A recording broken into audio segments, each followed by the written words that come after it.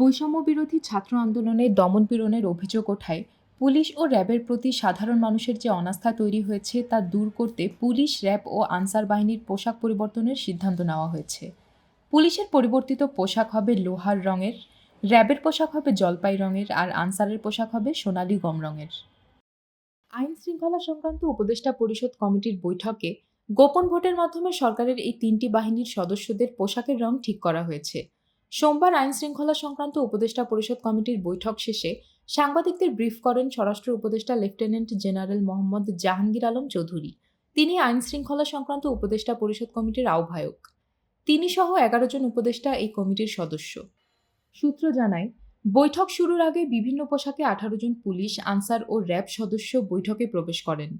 কিন্তু কার জন্য কোন রঙের পোশাক হবে তা নিয়ে বিভিন্ন মতামত আসে।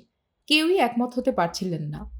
পরে সিদ্ধান্ত হয় বৈঠকে অংশগ্রহণকারীদের গোপন ভোটের মাধ্যমেই পোশাকের রং নির্বাচন করা হবে। সর্বোচ্চ সংখ্যক ভোটে পুলিশের জন্য পোশাক নির্বাচন করা হয়। এরপর দ্বিতীয় সর্বোচ্চ ভোটের ফলাফলে র্যাবের পোশাক এবং তৃতীয় সর্বোচ্চ ভোটে আনসারের পোশাক নির্ধারণ করা হয়।